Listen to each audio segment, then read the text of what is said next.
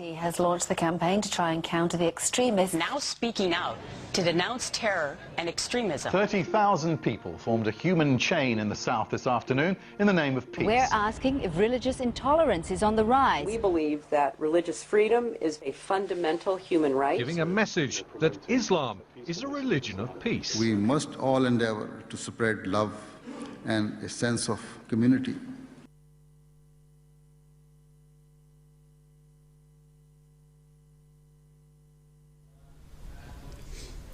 In the name of God, the gracious, the merciful, may the peace and open blessings of Almighty God be upon you. Welcome to this, the 6th episode of Press Point. Today we're talking about World War III, and we're asking the simple question of, is the world facing a global catastrophe in terms of a nuclear thermal war, in terms of World War III, and we're looking at 3 different issues. Firstly, the issue of economic instability around the world. Secondly, injustice around the world, and thirdly, the issue of the rise of terror. For each of these, we're going back to the central point of, do these matters lead us towards the Third World War? We're very lucky. I'm joined in the studio by my good friend Farouk Mahmood. Alaikum salam. Of course, Jonathan, a very serious topic, isn't it? We want to hear the views of our real, very important guests around the world, of course, all the viewers around the world, to share with us their ideas, what they think about this important topic. Is really something serious, as the world war is looming? If it is the case, then do write to us, send us emails at presspoint@mt.tv, or you can send us your tweets at presspointmta. Also, you want to take the Facebook route, write to facebook.com/presspointmta. We're waiting for you to share with us your ideas, and we'll share with the worldwide MT audience. Now, brother, we're very blessed as well, because in the studio we have 2 very special guests. On my immediate left, we have Iftikhar Riaz Saib, OBE. Iftikhar, of course, has worked with the UN and the UNDP, as well as the ambassador to the Tuvalu Islands. Assalamu alaikum, Iftikhar Saib. Wa alaikum assalam wa rahmatullah. Thanks for inviting me. It's an honor and privilege. Pleasure. Thank you.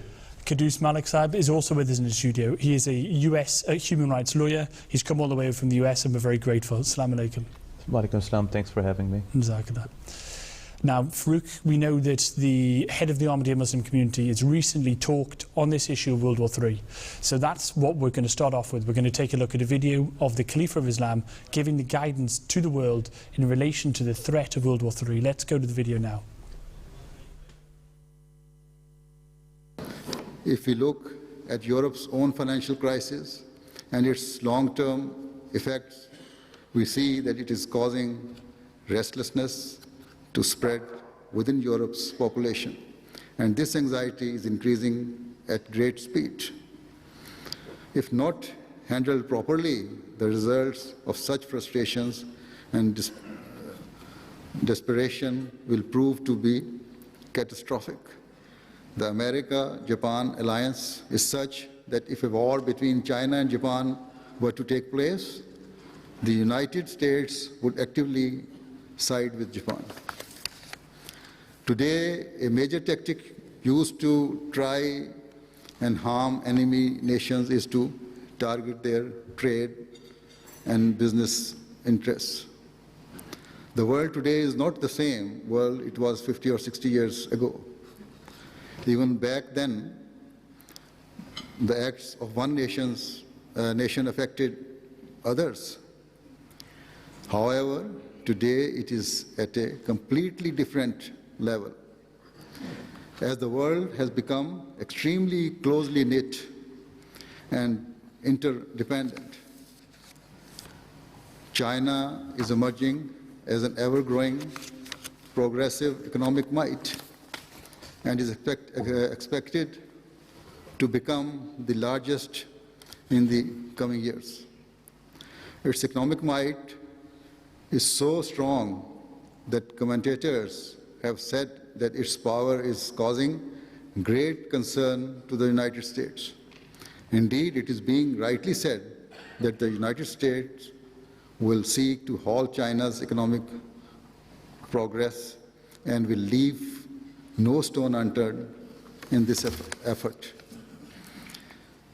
Given this, it is possible that China will be somewhat cautious and show restraint in its dispute with Japan, but there are no guarantees to this. Perhaps because of foreseeing and considering America's attitude and policy and its ultimate possible effect on other Western countries, China has started exploring new markets. As in recent years, we see that China has invested a great deal in Africa and the developing countries. So its economic interest in that part of the world are widespread and deeply ingrained.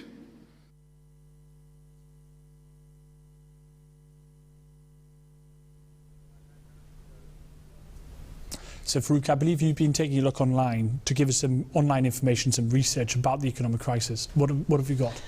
First of all, got the one of the news here on Huffington Post newspaper.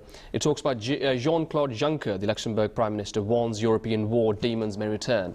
Hazul mentioned that actually in his speech. He said this gentleman has talked about First World War being very similar, the circumstances before that, to the time now. And Hazul said, in his view, it's far worse than that. Even it looks very much similar to the Second World War, and preceding that, the circumstances were quite difficult for the world to carry on like that. This gentleman here, Mr. Luxembourg's Prime Minister, Mr. Juncker, says that anyone who believes that the eternal issue of war and peace in Europe has been permanently laid to rest could be making monumental error. He further says, in 1913, many people believed that there would never again be a war in Europe. The great powers of the continent were economically so strongly intermeshed that there was the widespread opinion that they could simply no longer afford to engage in military conflicts.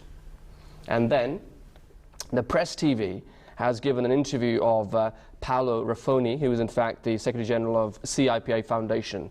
And he said something which again is worrying, and also talks about, he just links the financial problems with the looming war, apparently.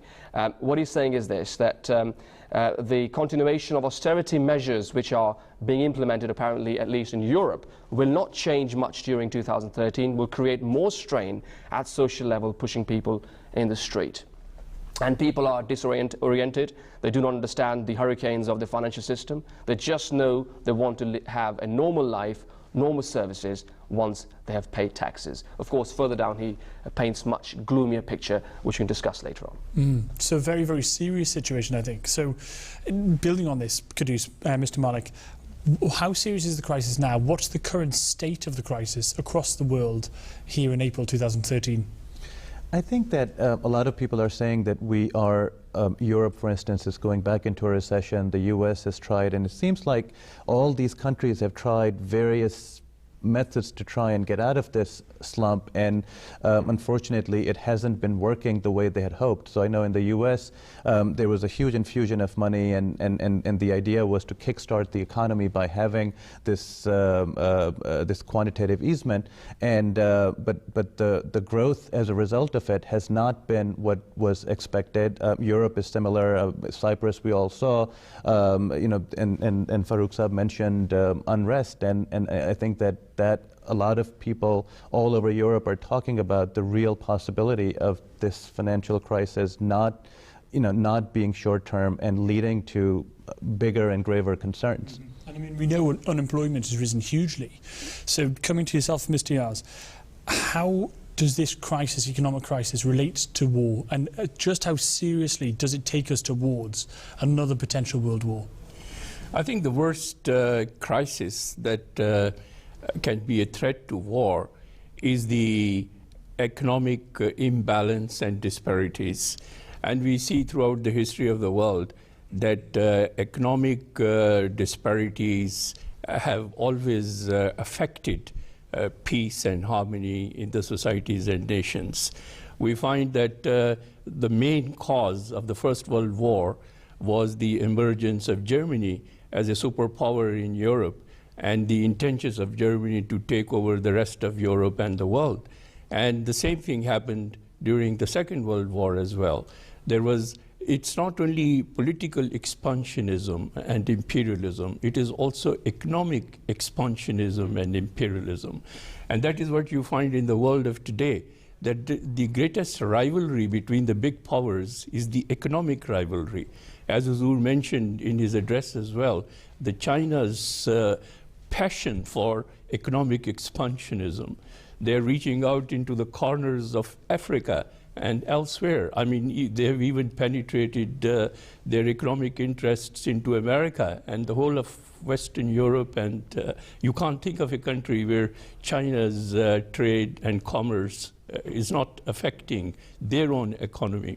So the question, actually, Iftikhar's mentioned it, and I know you're from the US. I mean, this is a key point of China's increasing economic dominance. To what extent is this pushing greater volatility of the US government, the mindset of the US government, in terms of actions that may take us closer to a third world war, just as Iftikhar Sahab has mentioned there? I think that's a very interesting dynamic between China and the US. And recently, this was a couple of years ago, I think it was in the New York Times, they talked about how during bilateral talks and meetings and financial summits, the Chinese now have started to tell the US that you're doing this wrong, you need to do it this way. And the US is not used to being told how to do certain things, but it's just the power shift and the imbalance that's been created. You know, China is a huge economy. The US is struggling to grow at maybe 1.5% per year, whereas China is growing at 9% every year, and they have bought a lot of the treasury bonds. So China is now in a position to dictate, and obviously nobody in the US likes the fact that they have now financially, economically, they've become so weak that the country like China that they were so dismissive of until 10 years ago is now in a position to dictate terms. And obviously they wouldn't say that outright, but it is a concern that's obviously developing. So how do you find similarities between the times before the First World War and the Second World War, to the days we're going through now? I think that there are a lot of similarities, and there are people like Ben Bernanke and a lot of there are economic similarities, there are political similarities, there's an ideological thread. So if you look at all these different variables that led to conflicts in the past, major wars, a lot of those variables we see them now on the horizons, and they're really a serious concern. So for instance, I mean, you can focus on any one of them, but currency wars is one way. I mean, in the Second World War, before, in the interwar period, there was this sense of Germany being undone by the treaty and feeling that they were not treated justly, and a lot of these, England was one of them, they had to give up the gold standard, and they went to a way to devalue their currency so that they can be more competitive, and that led other countries to do that. So that's something very similar that we're seeing today. I mean, Japan and the U.S. or some people say that quantitative easement was a way for the U.S. it's an aspect of currency war. So there are a lot of different elements that you can find, and if you look deeply, you will find that they're parallel. And Hazur mentioned it in his in the Peace Symposium address as well. Yes. Also, we actually were lucky enough to have interviewed your countryman, of course, Gerald Celente, who's a leading forecaster of the trends in the world. He spoke to us at length, and he painted a picture I think was quite grim. So let's have a look what he said. Right, we're joined here by Gerald Celente, the publisher of the Trends Journal and director of the Trends Research Institute. He's an American trend forecaster who makes forecasts about the global financial markets and other events of historical importance. We welcome you on the show, Mr. Celente. Well, thank you, Farouk. Right, 3 or 4 years ago you had said Wall Street controls our financial lives, the media manipulates our minds. To some it might sound a bit radical of a statement, but in the light of the recent performance of stock markets, for example, it seems like that they're doing pretty fine. We've seen record highs in the stock market. Unemployment in America has gone down to 7.2%. They're saying recession is over, at least in the US. Things seem to be improving generally. Do you think the recovery is real? No, I don't. When you look at the jobs that were lost since the Great Recession began in 2008, they were mostly middle wage income jobs. That's a fact. The other fact is that the jobs that have been created since are mostly low-paying jobs. The other fact is the numbers that you just mentioned. For example, last month, yes, they created some 88,000 jobs, but also nearly 500,000 people fell out of the workforce. Right. And once you're out of the workforce and you're no longer looking for jobs, in the United States, you're no longer counted as unemployed. That's interesting. So we see contrasting approaches to resolve these economic problems. Now, there are huge austerity measures in place in the UK by the coalition government. On the other hand, we see that in the US, they're printing loads of money to jumpstart the economy. Which approach, in your view, is better? I mean, quantitative easing or austerity? What's worse, a bullet in the heart or hanging? So what do you do then? So that's the two choices. And on one hand, then you look at the quantitative easing. All that is a debate is a debasement of our currency. And what they're doing is they're taking our money, just like in Europe with the austerity measures, and giving it to the banks. They're giving our future to the banks. Where do you think this quantitative easing is going? It's going into the bankers' pockets. No, so that's a predicament now, isn't it? So you're saying both are wrong then. So what do we do? Well, what you do is you go back to when did it work before? What's the measurement you could start with? So when you look at the United States, it's quite simple. After the crash of 1929 and the Great Depression ensued, they put in place the Glass-Steagall Act, which prevented the banks from becoming the criminal operations that they've now become. But that, of course, was deregulated, beginning under Bill Clinton in earnest, and then kept becoming worse and worse. So you put those things back in place that worked before. We used to have trade agreements that used to allow people in this country to earn a living wage. But no, they've taken not only our manufacturing and put it offshore, along with it, they sold our technology and our brain power. So you have to go back to the way things worked before.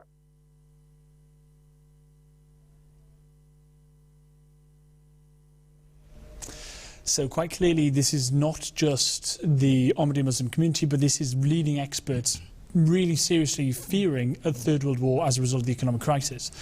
In light of this threat, Mr. Yaz, what can be done to end this crisis, avert the crisis, and also essentially avert the potential risk of third world war?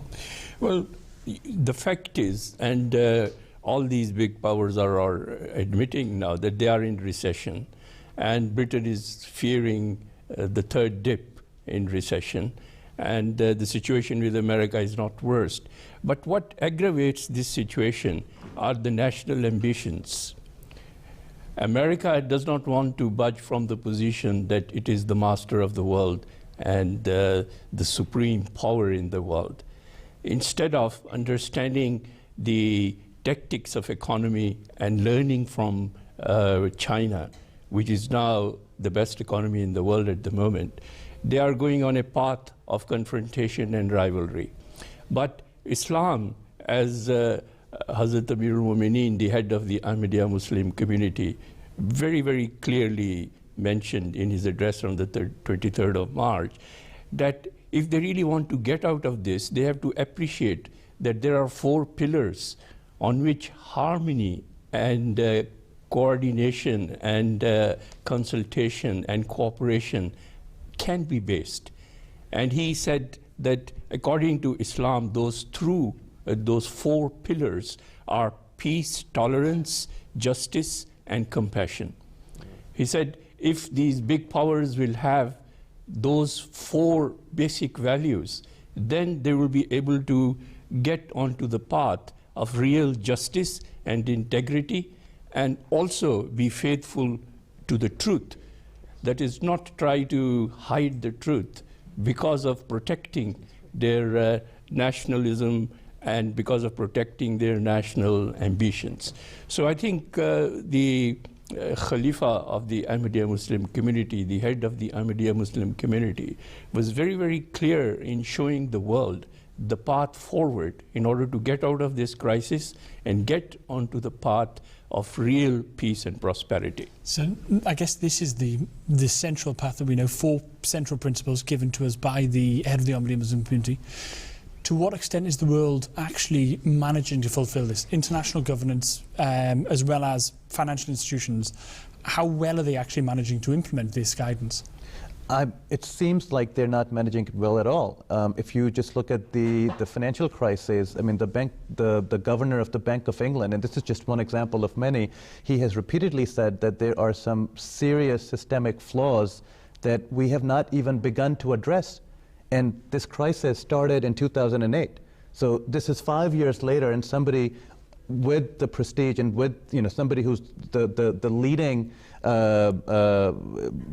policymaker for the UK has said this. IMF stability report just last week in New York, they talked about it, and the head of the IMF said that all of these issues, I mean, these are very, very short-sighted band-aids that we are trying to put on the situation, and it seems like they don't even understand what the real core of the issue is. And how can you begin to address that until you have had that conversation? And the reason that conversation isn't happening is because people are not that decision-making that requires, as Hazrat Khalifatul Masih has said, and as Ayaz Sahib was pointing out, that people are being driven by their vested interests. Mm-hmm.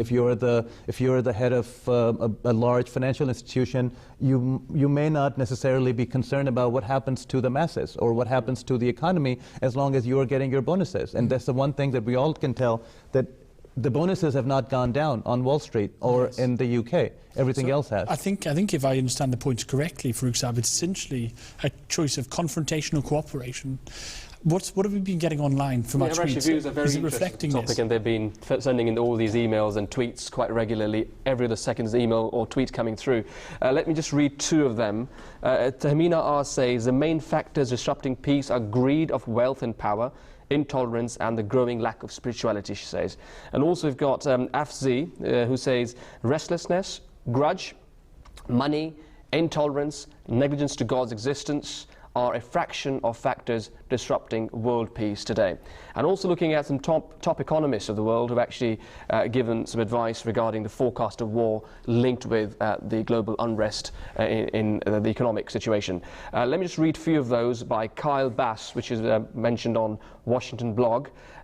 He says that all too often war is the manifestation of simple economic entropy played to its logical conclusion. We believe that war is an inevitable consequence of the current global economic situation. Larry Edelson says that I'm certainly not the first person to examine these very distinctive patterns in history. There have been many before me, notably Raymond Wheeler, who published the most authoritative chronicle of war ever, covering a period of 2,600 years of data. However, there are very few people, he says, who are willing to even discuss the issue right now. And based on what I'm seeing, the implications could be absolutely huge in 2013. And then Nouriel Roubini, in fact, another researcher and an economist in America, was brought up in Turkey.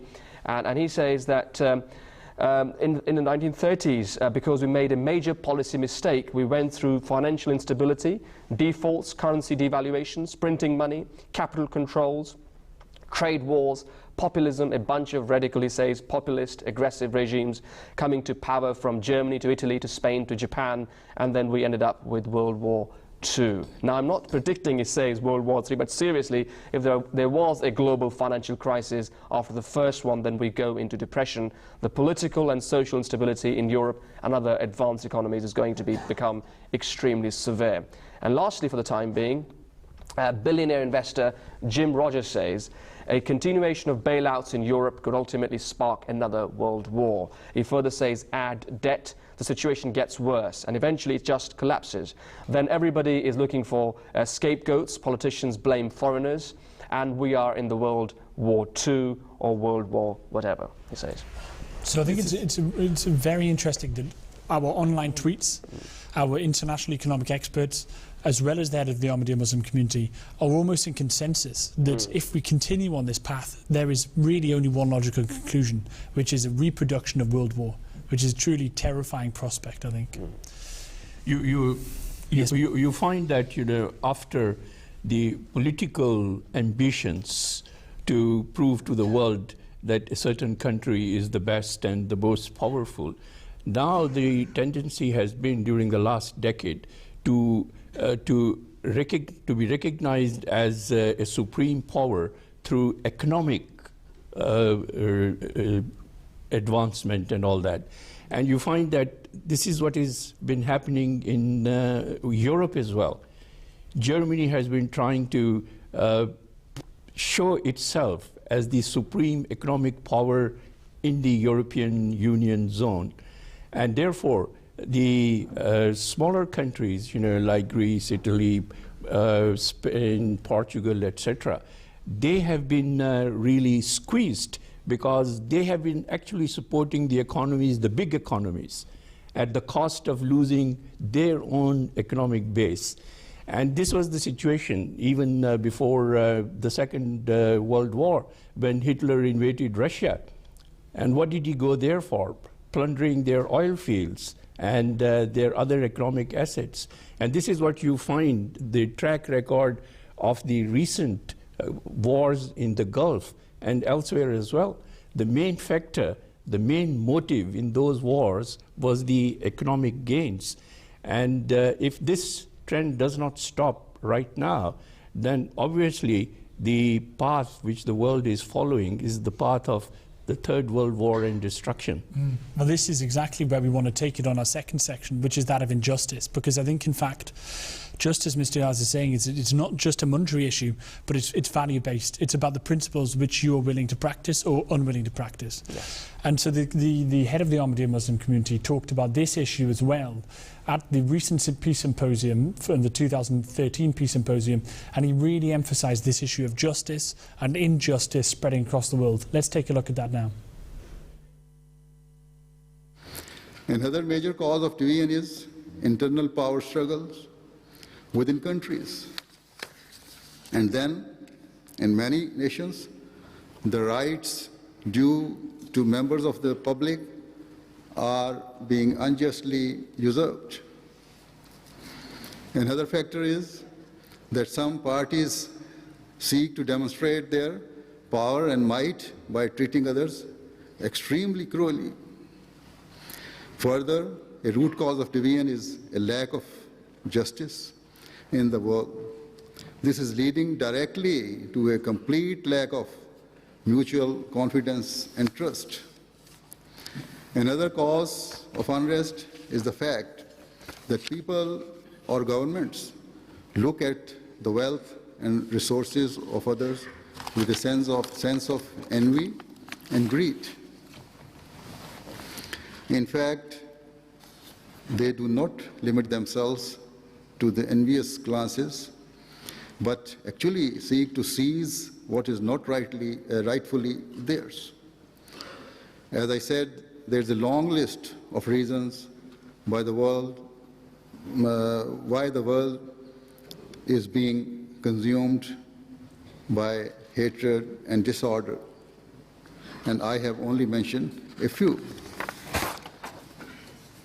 These issues are of grave concern, and we must reflect over how to solve them so we can seek to establish global peace.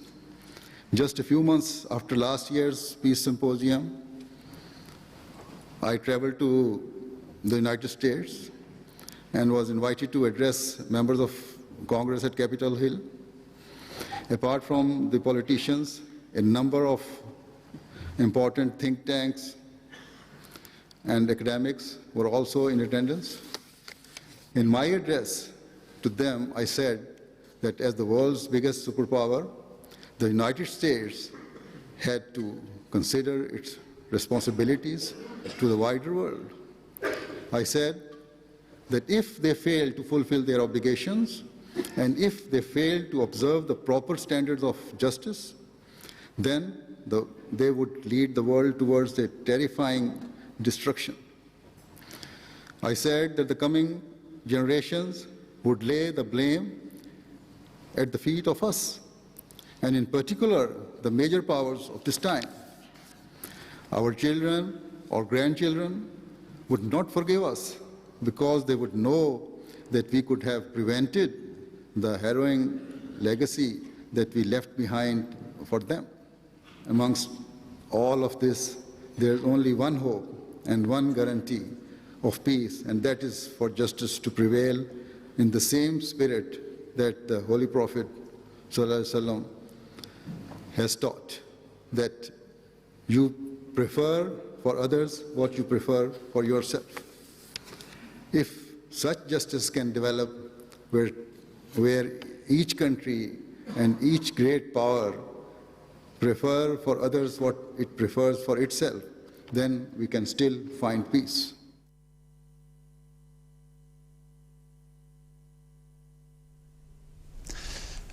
Mr. Diaz, the head of the Ahmadiyya community has made very clear that a massive problem here in relation to World War III is a complete absence of justice in so much of the international relations which are taking place at the moment. Can I go to you and say, what is the current state of global injustice around the world, and to what extent are we managing to fulfill the principles of justice in international relations? Well, I think if we soberly analyze the present scenario and situation of the world, the major and most important ingredient that is missing is justice. And Huzur very passionately has been drawing the attention of the world to this failure. He addressed the Capitol Hill, he addressed the European Union, and now more recently, just as we have heard, he addressed again the Peace Symposium in London on the 23rd of March. And he's again drawing the attention of the world to this very, very important responsibility. And he has said that there are two important factors without which the countries cannot maintain or sustain justice. And they are integrity and faithful to the truth. They have to be absolutely truthful in everything that they do, and they have to show that they have a status, a good understanding of integrity. And integrity means that you do not have a double standard. You deal with one country in one way, and you deal with another country in another way. As you find that there are several conflicts in the world today where such a practice is going on. They are being treated, very differently by the big powers, because the big powers treat one country where they have their interest in a different way differently, and another country in a different way. For example, that's a very good point. For example, the big issue, about North Korea turning nuclear. Now, there are so many other countries. For example, has America or any other power ever questioned the nuclear status of Israel? And this is actually a point which I think Mr. Yassab has drawn us right to the crux of it, which essentially you've mentioned integrity, faithfulness to the truth. And apologies to cut you off there, Mr. Yassab, but in particular, I mean, Mr. Malik, drawing on what Mr. Yassab is mentioned here, to what extent, for example, let's take an example of the Korea situation. A lot of people are talking about Korea at the moment. To what extent is the root cause of this problem just what Mr. Yassab has mentioned here, an absence of injustice? Would you say? Absolutely, and I think that the whether it's the North Korea issue, South Korea issue, whether it's the issue in Syria, and I think that another point that I think that Huzur has made repeatedly is that when sometimes we tend to focus on the injustices that we are suffering. So North Korea may come to you and say that, well, this is an injustice that we are not being allowed to make a nuclear weapon because X, Y, and Z have it. But I think Hassab has been very careful in drawing your attention to and using Quranic teachings and the teachings of Islam that justice is a two-way stream. And if you're not, so if the dynasty of Kim Jong-il and Kim Jong-un are not treating North Koreans justly, that also leads to a wider problem that we are facing today. Before I was leaving for the UK, on the airport, CNN had a screenshot saying that intel sources, North Korea at the brink of launching a nuclear strike. So that is, and that is a threat that is so real, and those missiles can reach all the way to the U.S. And part of it is that I think that the U.S. and North Koreans, they need to evaluate whether this is power politics or this is based on justice. What are the needs of the North Koreans that can be met without giving them handouts that you show on TV in the US and saying that we are feeding these people who are hungry, and it's very humiliating and demeaning. So you need to build build self-respect. It's about building of self-respect and I guess returning to these core principles which have been mentioned. Now we have one of your brothers from your home country back in the US online now on Skype. So Mr. Amjad Khan, we've heard from Mr. Malik and Mr. Yaz that essentially this is again an issue of values and principles being played out very badly on the international arena. Let me ask you, in light of your experience, of course you are a US attorney working again in the areas of international law and human rights. To what extent, what are the root causes of these global injustices which are taking place all around the world? In your eyes, what's going right to the core? What's happening here? Assalamu alaikum. What's happening here is, as was discussed, there are two principles of governance in Islam: amanat, trust, and adl, justice. And both principles are being violated by many nations in the world. Really, nations are betraying their contractual commitments, their trade commitments, various treaties. There's issues of perfidy, treachery. These are what are causing the unrest and global instability. You know, there's another really salient and important factor here as well, and that is access to justice. There is, of course, injustice as between nations, but there's also an issue of injustice within nations. And the World Justice Project did a study on access to justice, and the findings were quite startling. For example, the United States, which one would think would have a higher index, a higher score for access to justice, ranks in the bottom 20% of wealthy nations. So really there's a problem internally as well as respect to access to justice, and that affects and shapes the lack of honoring one's contractual commitments abroad. So this is a serious issue, and we see that injustice is prevailing throughout. And until and unless these two principles are adhered to, amanat and adl, truly and absolutely, we will continue to see this downward spiral. Key point. I mean, let's take another example. Let's say, for example, the head of the Ahmadiyya Muslim community has referred very heavily to the issue of the Japan-China island dispute. Practically speaking, how can we apply these principles? If I may come to yourself, Mr. Yassab, because, I mean, obviously this is something which you would have had to look at in the UN and in relation to international affairs. How can these countries take heed from the head of the Ahmadiyya Muslim community to help them to solve a crisis such as the Japan-China island dispute, for example? I think what's very important, the message that is coming out from the head of the Ahmadiyya Muslim community is that the concept of justice in Islam is very wholesome. It applies to every field of human life. It's politics, it's economics, and everything. And you find that wherever it is undermined, you know, I mean, it's very specifically mentioned in the Holy Quran, وَإِذْ قُلْتُمْ فَاضِلُوا, that whenever, you know, you say something, you have to be very truthful and very just to it. And you find that this crisis has been going on in the inflammable triangle of Korea, Japan, and China for many, many years. It's going back into even before the First World War. And China's relationship, very special relationship with Korea, is part of history.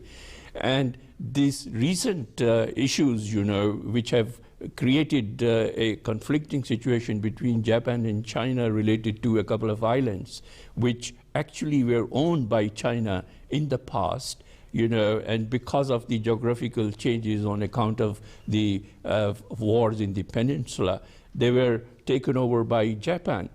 And more recently, when because US has a base in Japan, and US is supporting Japan as an ally, and the Japanese wanted to have an overall possession of those islands, and they were negotiating a deal with the inhabitants of those islands. Then US openly came out and they said, oh, if China is going to oppose this deal, we will be siding with Japan, you know, just threatening a way of creating a conflict which could end up in a more serious situation. Mr. Yaz, I mean, this is key, which is of course within this area, as you've said again, these international players, in fact, failing to recognise the duties which are upon them.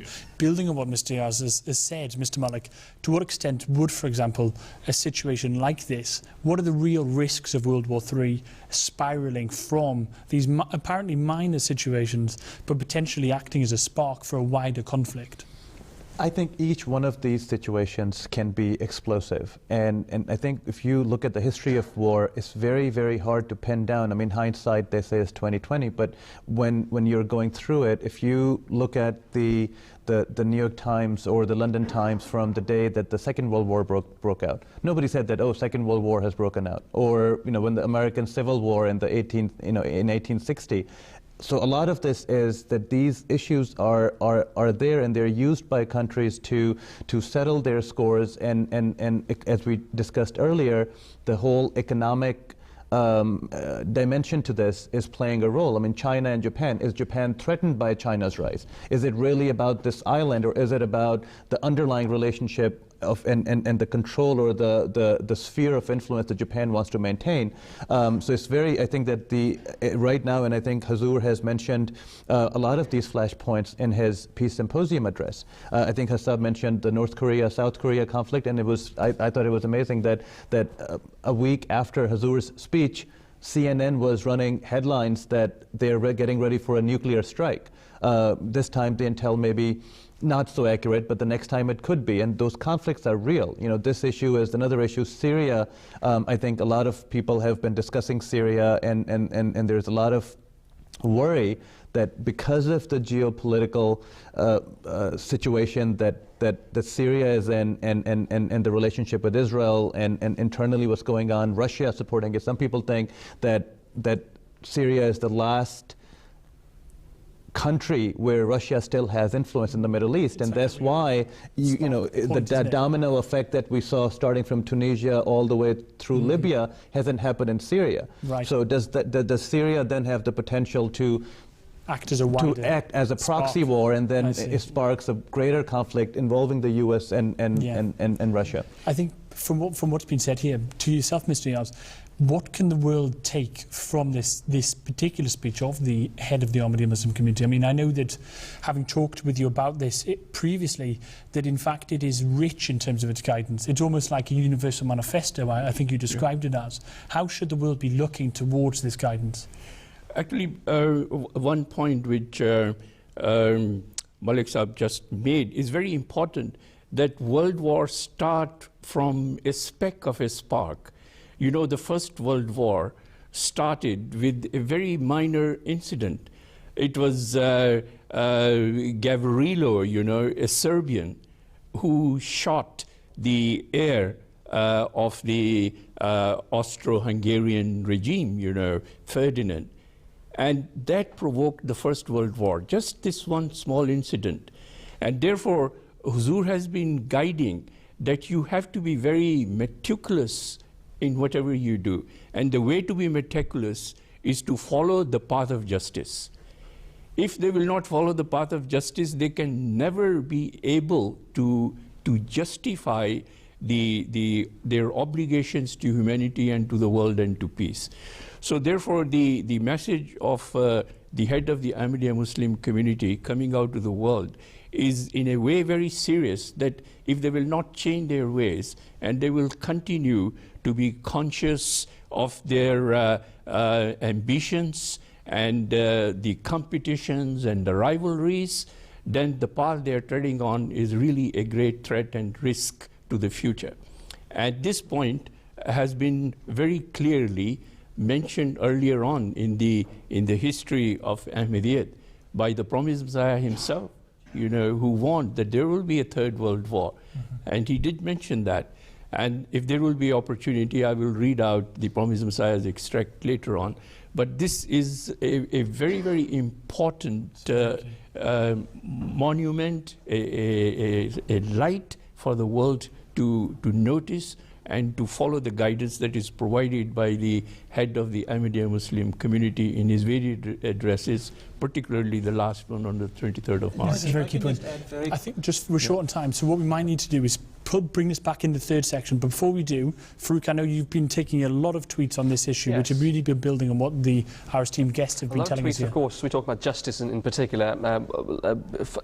Sarah Flounders, in fact, she's one of the ladies actually written quite extensively about the injustice in the world, and she talks about veto power to be an issue on Iran's press TV. She's interviewed, and they've transcribed on the website, saying that she says from the very beginning the UN Security Council has been a completely unrepresentative body, and the veto gives the US enormous leverage, along with Britain and France, who have used it again and again, and it reflects the world as it existed under colonial domination, under enormous imperialist control at the end of World War II. To balance it, if you look at the view by the world leader, who could compare Hazrat Amir al-Mu'mineen, the fifth successor Prophet ﷺ, the worldwide head of the Muslim community. He has even talked to the Chinese premier. He's not only just saying it's a problem at the one end, he also has written a letter to the Chinese Prime Minister. I think it's almost a year now. It was 12th of April when he sent a letter. In that letter, Zhu mentioned to the Premier of China, you also possess the right to use the power to veto when required in the UN. Hence, in this context, it is my request to you to play your role to save the world from the destruction that looms before us. Irrespective of nationality, religion, caste or creed, we should strive to our utmost to save humanity. Look at it, I mean, this kind of balanced approach could see nowhere else in the world. Watch the TV channels world over, from America to UK, North Korea, China. Every channel you watch has got some sort of agenda. Hazur has got one agenda, that is to basically implement this justice in the world as per the Holy Quran's teachings. Then again, one more thing I'd like to add to it is in Hazur's speech, Hazur mentioned also Shimon Peres's view regarding what should happen in Syria. And Hazur said a mu'min, a faithful, should accept all kinds of good things. Even if you see something which is commendable, you should accept it. You should not really resent it because it comes from an enemy. So Hazur has advised the Muslim nations to take heed to what Shimon Peres has said about Syria. He said if the West arms the opposition, they can say it is a war of the West in Syria, as Shimon Peres talked about. It's an Arab question, he says. There is an Arab League. The Arabs have armies. They have got a mandate from the UN for a transitional period of time to have elections. Let them handle it and get rid of Assad. So it's a good advice, basically. So it's basically army from the Arabs to deal with the problem in the Arab world. I think that's a good solution which could be taken very seriously. It's very key. I think that what's wonderful is there's a third element to this as well, which the Khalifa of Islam has also talked about, which is the rise of terror. And of course, as Muslims, the Ahmadiyya Muslim community have a very special, pardon me, interest in this. So in order to understand how the threat of terror links to World War III, let's go to another video of the head of the Ahmadiyya Muslim community, and let's have a look at that now. It requires all parties to give truthful and fair testimony, and rather than veto power for a select few. There should be true democracy and justice across the board. If these steps are taken, then we will find peace between nations, and we will find that terrorist organizations will die away and lose all support. Until recently, the main terrorist groups were based in Afghanistan or Pakistan, but in the past few years, we have seen that they have also emerged in some African countries and elsewhere. But if true peace through justice prevails, then certainly the members of the general public will stand up and forcefully reject extremism, and so terrorist organizations will die away.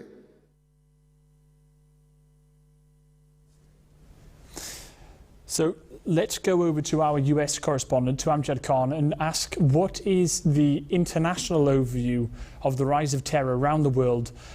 We know in particular the Khalifa of Islam has said that it's not just in Afghanistan and Pakistan, but it's now a real threat in Africa as well. What's your take on this, Amjad? Yes. Khalifatul Masih, the head of the Ahmadiyya Muslim community, has rightly pointed out that the threat of terrorism is a real threat. It's a global threat. It's not just simply isolated in a few Muslim countries, it's worldwide. And terrorists aren't only just Muslims as well. And really, how do you fight such terrorism? How do you eradicate this terrorism? Is that you build a just society. You fight terrorism with transparency, with trust, with accountability. And terrorists operate outside the rule of law. And nations cannot operate outside the rule of law.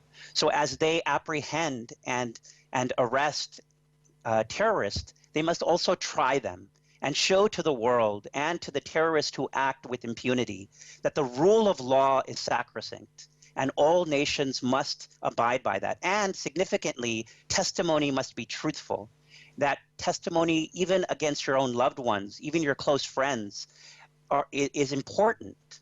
It's important to act not just in your own self-interest, but with the principles of justice. And I think this is one avenue to fight terrorism in the world. This is really useful because this leads us directly onto the comments of Mr. Salenti again. Let's go and take a listen to him. We've asked him about the risk of global terror in relation to World War III. Then we'll come back to the studio.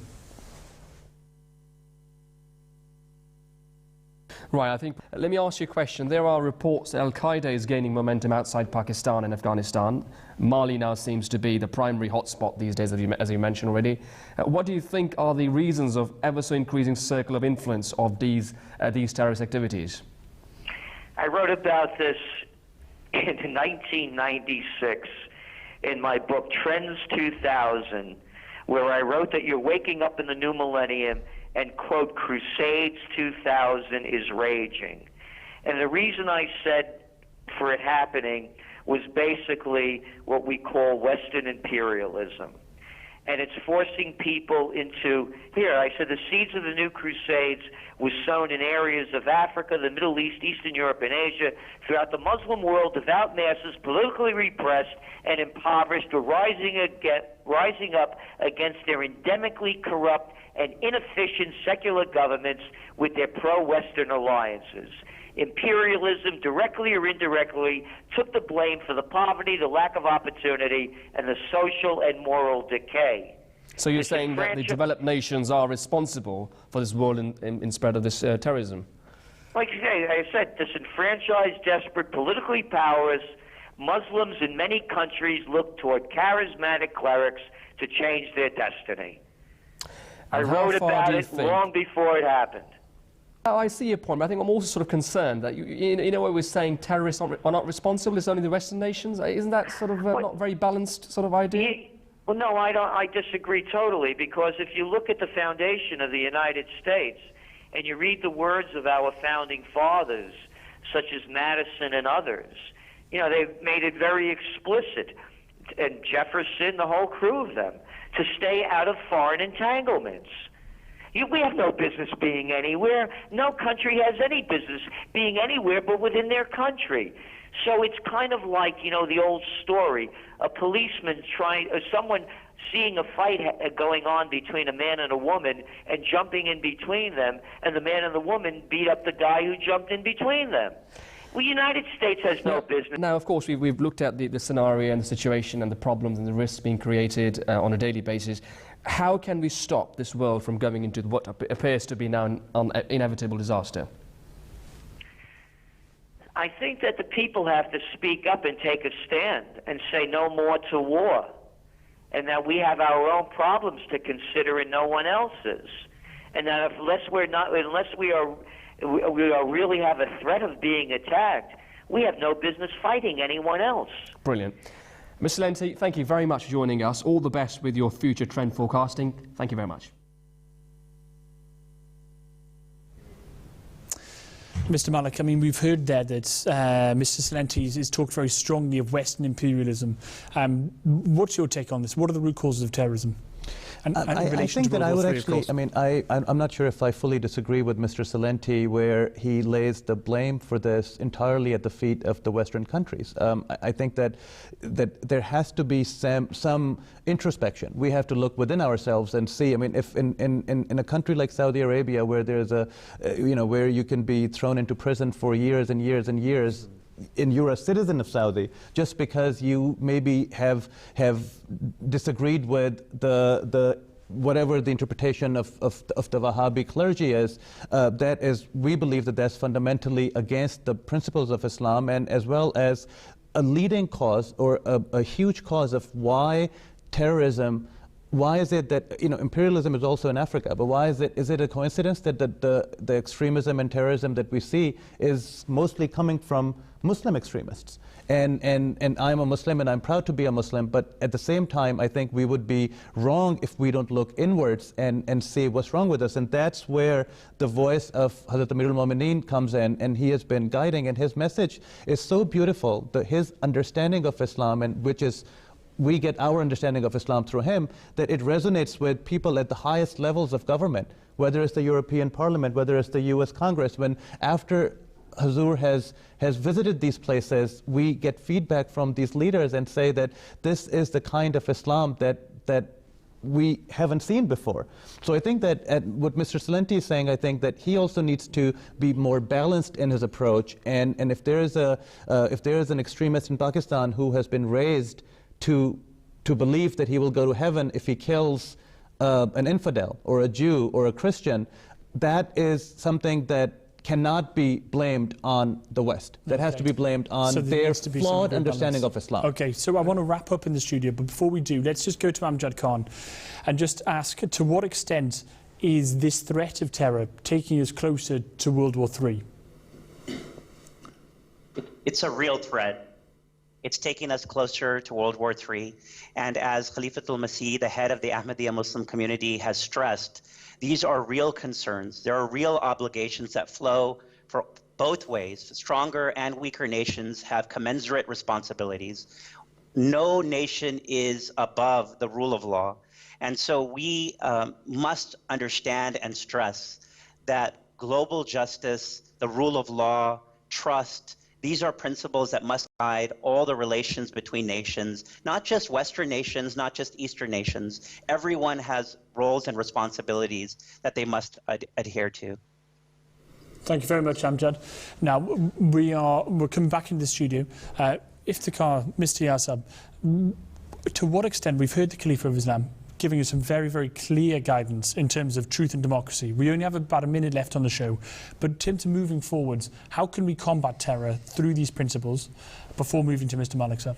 Well, actually, terrorism is the worst that injustice can produce.